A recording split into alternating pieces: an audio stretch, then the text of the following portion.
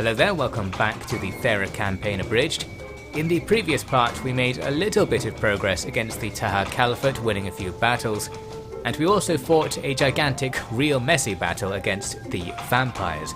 We managed to hold on in that fight and destroy loads of enemy stuff, but they've got plenty more stuff on the way, and essentially we ended up facing the same battle again, so here we go, although this time it's a bit easier because I'm controlling the greater part of my army.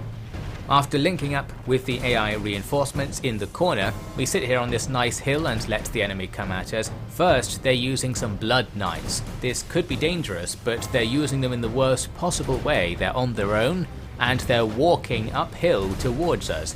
So all we have to do is sit here and shoot arrows at them. This is basically Agincourt 2.0, and it goes pretty well. We even have a few guns shooting at them as well. We kill about half of them, and then they rout before they reach us. That's also their captain right now, so that's going to have a further morale debuff on other stuff. Very good.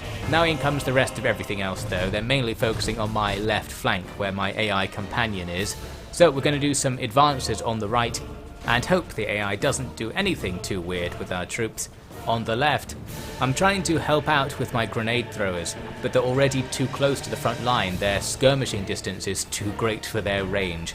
So that sucks. Luckily I happened to notice and turn it off and put them back in a more useful position. We need to advance up on the right as mentioned, but the enemy have peeled off some units to come and deal with our outflanking units on the right. So we're kind of just running around them over there, no definitive attacks. After a while we get the grenadiers back into position, hoping to see some throws. We're definitely seeing some fake throws here, so it's not all happening. The gunners behind them are firing, that's good. The gunners don't always want to fight, so at least we've got something going in this battle. Eventually down go some grenades. We've got a nice little angle over this slope to hit some of these heavy infantry units and take them out. And we do see some routes pretty quickly. I'm guessing those grenade attacks give a morale shock similar to being shot. We've got our gun cav currently shooting into the back of an enemy general who is distracted trying to kill my allies. And that attack actually does kill the enemy general shortly after, which begins our route to victory in this battle, because with that general dead, we start to see some routes, and we're going to start to clear up the main frontline melee. There's still plenty of mess because our ally is partially advancing down the left there, but at this stage, a lot of the enemy stuff are just heavy archers, and while they're a bit harder to kill than normal archers, they still rout when you run at them, so this turns this thing into a victory. Now we're going to chase stuff off the field and slaughter plenty of delicious heavy infantry units, including those dismounted blood knights we saw earlier, who do have a habit of not dying in melee, so this is certainly the way to do it. Here's the final result. It actually went really well, much better than expected. We barely lost anything. I guess our allies lost a big proportion of their force, but not much overall. I actually thought we might be going into a third battle, because the enemy have so much stuff they could put together a couple more stacks and just keep that fight going if they really wanted. Luckily in this case they just maneuver around the place and then stop, so finally we get to act again. And what I'm going to do is a nice sneaky move, because I spotted this city off to the east with the enemy faction leader inside is very poorly defended, and then I spotted that we can grab a monster bombard as a mercenary unit. That means we can attack the enemy town immediately this turn and take it while the garrison is small. So I do some reorganization and then send our best possible army forwards here with 2 monster bombards to just attack this town right now. The balance bar's not that good and they have a 10-star general, so while it's a auto-resolve potential situation, I didn't even dare save and then auto-resolve to see what the result here would be. I was like, it's probably just going to kill us. So we did this one manually. First of all, we get our monster bombards and fire at the wall. This was actually less effective than I figured. You'll see here, we take a couple of shots and it appears to be doing 0 damage.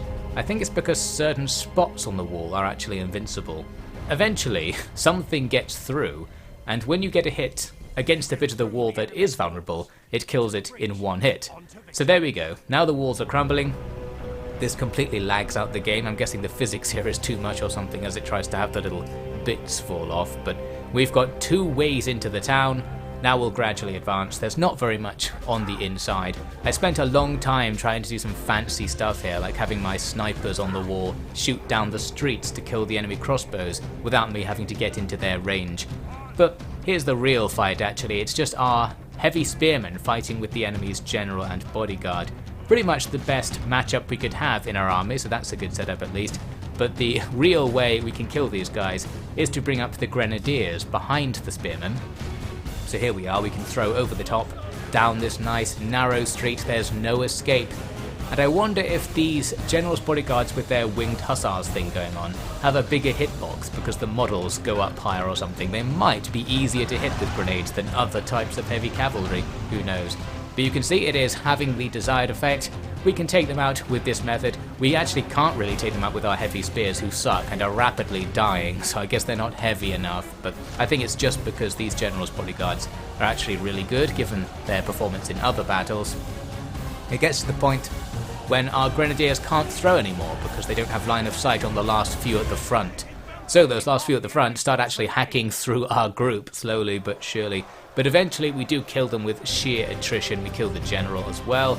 Then we rush on towards the capture point. There were a couple of other small fights going on just against their crossbowmen in melee and stuff, but not much comes of that. And there's the result. Not a bad trade, and an especially cheeky victory, because we've stolen one of their settlements, giving us a new safe location to hang out behind enemy lines. We're kind of surrounded here, obviously, so it's not that safe. It's just safe in that they can't immediately storm the walls, although that said they can right now because they're not repaired yet, but we'll get to that. Overall, happy with that level of cheekiness, but we do need to go back over to the west and do something more boring and normal, because we have a few sieges going on against our forts here, and I figured we might as well actually try and kill one of these armies. This half stack outside seemed kind of vulnerable. It's not really that vulnerable though, because while I can attack with nearly triple their numbers, they still have an even balance bar just because they're packed out with heavy infantry, and we don't really have anything like that, so our troops just aren't worth as much.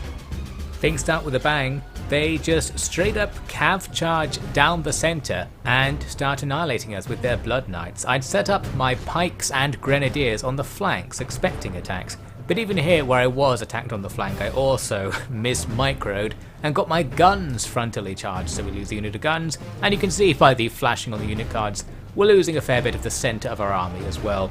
The enemy do withdraw once the pikes and grenades engage there on the left, so that's something. But the damage has been done in the middle. They've gotten through our line. Luckily they're now working down the line, which is going to be slower for them than just moving on forwards. And while they're there gradually killing the pirates, we've got more grenadiers who will gradually kill the blood knights. So we're just sacrificing units here to kill the enemy's otherwise unkillable stuff. The blood knights on the left come back again and charge into the front of my pikes. That's much more generous of the AI. Our gun cav can shoot into the flank of those blood knights right there as well. As for the rest of the battle that's presumably happening, well, that's kind of fine. There's a bunch of archers back there and we've advanced up to get them into melee and stuff. It's really all about the blood knights. Somewhere we kill their captain and that's going to make life easier. The blood knights were already willing to rout and now they're going to rout even easier. They start trying to cycle charge and stuff, but they just go away every time they show up. And in this fashion we do gradually defeat them. Then we just have to drive everything else off the field, and once I'm not constantly microing against the Blood Knights, that's easy enough. So the battle ends. It wasn't that bad really. We lost a few hundred troops, but it was just a bit of a shock the way they absolutely flattened our front line, and it's just a case of hoping the AI doesn't think of doing that again in other circumstances. Now we're going to look at the Taha War for a bit.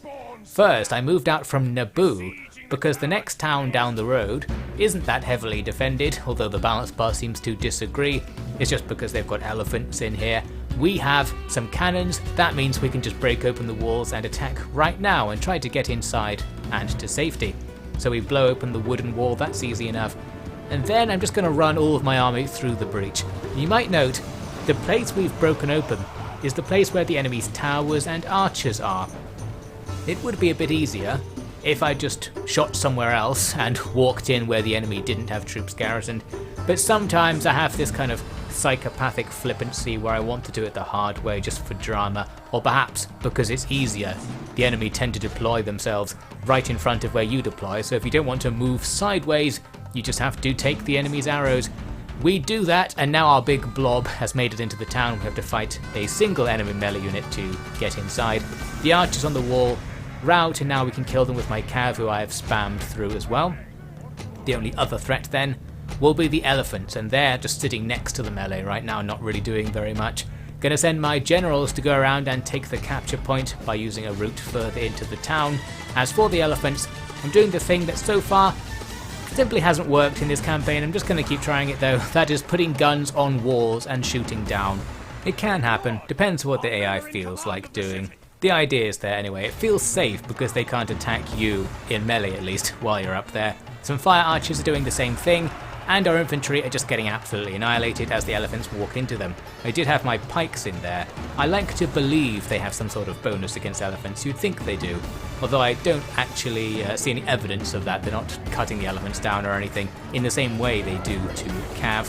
We've got grenadiers. They can sort of throw the elephants, but because we're stuck in the breach, I'm not sure we had complete line of sight, so they didn't throw. I mean, sometimes they just don't throw because they don't want to, but the idea was there. I feel like maybe there's an excuse in this case. We do actually manage to get away with all this because our archers and gunners gradually kill the elephants, but they did do quite a lot of damage to our block there. We lost almost half of our army making that very simple assault. We could have done that much easier, I'm sure, but I just straight up didn't. So we make it in with a damaged force that realistically is just going to have to sit here because it's only good enough to defend this location. We'll hang out. This is nice though, because as we push south, we're going to be linking up with our other stuff down on the bottom end of the continent. So we're splitting the continent in two, shortening our front lines a bit and just making things easier for ourselves. We've still got a few little pockets to take out, but soon we'll have a relatively simple war against Taha to deal with. We're going to attack the Taha Caliphate right now, in fact, with a straight-up field battle at Naboo. This is in the next turn, by the way, after basically nothing happened. They're all standing around outside the castle. It would be nice if they weren't, because then we could move on and maybe take the next place. So we're just going to kill them. As usual, it's the standard mix of mostly archers and elephants, with the odd melee unit thrown in there for good luck. We met kind of on the top of a hill, which didn't help us out very much because it blocks line of sight on my gunners, which is important because we do want to shoot down those elephants. At least the elephants are coming towards us very slowly. In this army, I've mostly replaced our pirate line with a buccaneer line because I noticed buccaneers have pretty much the same melee stats as pirates, and while they have a smaller unit, they also shoot at stuff running towards them, so you get that initial bit of damage that probably makes them better as a main line unit. Well, we'll see. As for my line infantry, they're being as helpful as ever. The enemy elephants are just standing there, my guys are just standing there, a great chance to shoot some volleys into the elephants, but that's just too much for the game to handle. So now we're going to start reorganizing some of the buccaneers to be outflanking the elephants. They need to get quite close, of course, to shoot. But they do shoot even after moving and things like that, so they seem more reliable. Here they are later, firing at those elephants. We've killed their general, who was no doubt among the elephants. That's going to make life easier. The elephants do have 5 hit points, I think, so you have to shoot them at least 5 times. I'm sure the shots have a chance of not wounding as well. But after a long time blasting away, we start to work our way through those elephants, plus the gunshots cause the elephants to rout as well, buying us even more time. There's also a real battle against their army going on in the background, but because it's mostly archers, I'm kind of just running at them and that's getting rid of them for the most part. These elephants come back for another round. They happen to rout just as they hit my marines. The marines are another gun unit, but they have very short range. They're just very powerful. But that short range means that in practice, you can't really get them to do very much because you have to move them in before they can fire, and moving breaks their ability to fire. Here's an example later of the Greystoke infantry actually firing off a few shots into the elephants. That caused them to rout again. And here I am, killing everything else. We just need to run down all the archers. We also had an allied army in the battle that comes in to help towards the end as well. I didn't give them very good orders, so they weren't actually around for half the fight. Soon we are killing everything and we get to this result. Good enough. Our initial army took moderate casualties, mostly among those buccaneers who had to hold the line, in particular against the elephants. But it was fine. And I'm now confident enough to just leave a few things behind to defend Naboo. Everything else can start moving on in search of another capture down the road. Now back to the Dracul situation. Well, we're going to do the same thing we did earlier this episode, because the next town down the road to the east was also barely defended, so I can use the same army with the mercenary monster bombards to go in and just attack. This time an auto-resolve gets us it for pretty much free. And that's that. This is going pretty well. We can sort of out-economy the enemy this way. We're just going to deny them the ability to upkeep and recruit new units. So even though it's kind of hard to kill these guys, we're just using the fact that AI has deployed not ideally against them. We still need to take down the place in between our two blocks of territory. Didn't bother doing it this turn because I didn't want to be back attacked by the enemy's army still in the field after setting up a siege. So we're just sitting there waiting for a nice opportunity. Then unfortunately the game started to soft lock as I moved into the next turn. I thought this might be the end of the campaign. First it just soft locks in such a way that I couldn't even alt-tab out. I had to sign out of Windows to force it to close Medieval 2. Then I came back to a save earlier and replayed to this point, and this time we got past the faction that it froze on previously, but then it freezes on the next faction. So not sure what's going on. Normally it just shoots through all the factions. On my third try I did get it to go through, and it was just by waiting. I just walked away, and eventually the turn sequence continued, so clearly it was just doing some massive pathfinding calculation or something, and wasn't actually soft locked, it was just using all the CPU to do this calculation. So here we go, we can keep pushing through with the game, and the next thing to happen is that some rebels I have under siege, the Andalusi, come out to attack us. We've sieged them out for like 8 turns or something. They still get an even balance bar with us despite having half our numbers, so again our troops are being valued quite poorly. This time perhaps unfairly because the enemy army isn't that good either. If you think I'm being too mean to the Greystoke infantry, well, we're going to see a battle where they're actually doing pretty well. To start with, the enemy come at us with this massive Javcav charge. The light infantry just stand there and blast away, plus a massive volley of fire arrows has an effect as well, and we quickly repel them. Those are my troops withdrawing from the siege positions, so don't need to worry about those guys. Away go the Cav. They just come back again in smaller numbers, and once again we get a massive volley of line infantry attacks. When you don't give them any orders, they behave very well, doing kneel fire and volley fire, all the good stuff. So we absolutely annihilate those first waves. Up come some skirmishers, they're going to get shot by everything as well, so that's no worry for us. Then we can use the guns again against the enemy infantry once they start to arrive, slowly crawling up, being literally pushed back by the stun locking effect of being shot so much, and these guys actually rout before we manage to get melee contact as well. That's a good start. So yeah, just thought I'd say these guns totally can work. It's just the game's combat engine doesn't work very well when you move ranged units basically, so standing still, that's the key. It's also easier because you don't have to do any micro. I guess you have to micro them a bit to avoid them being charged if you're going to leave them out in front, but in this battle, the enemy are getting so owned, it doesn't matter very much. We eventually isolate, surround and pound what remains of their melee strength, and then we fight them all the way back to the town to end this battle with minimal casualties, a very good ratio. That's a settlement captured. This completes the splitting of the continent I mentioned earlier, which should make things simpler, especially once I take down that Taha place to our northeast. But take a look at this. The yellow guys from earlier in the series are back. I don't know where they've been. It says on the minimap they have some territory nearby, but I happen to know it's actually Faustian Reich territory. We just haven't updated the map information. So they've been off somewhere, and they've naval invaded us up there. So now that's going to affect our plans to attack Taha. We need to move an army back to deal with them, but we won't look at that in this part. The last thing we'll look at is this cheeky attack against the vampires. I brought some more units down, recruited up in Viking land by ship, to hit the northeast corner of the continent because my spies have revealed there are more places that are barely defended, so we can keep cheekily attacking. In this case we don't have any siege weapons, but I do manage to get a spy inside this town, and then a 50-50 roll goes my way to get the gates opened, meaning I can attack them right now with this bunch of trash I've brought down. The balance bar's not all that good.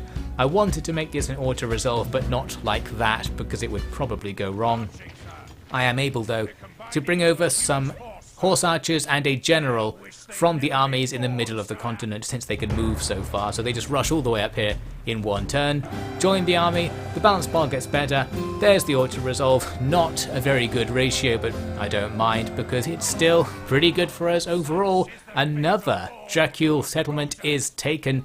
Our takeover of the island is just sort of happening. They could probably stop us, but all of their forces are out of position, so we'll just keep hiding behind our walls to avoid difficult battles, and every time a chance emerges, we'll take another settlement. They can't last too long if it keeps going like this, especially with those monster bombards in play now as well.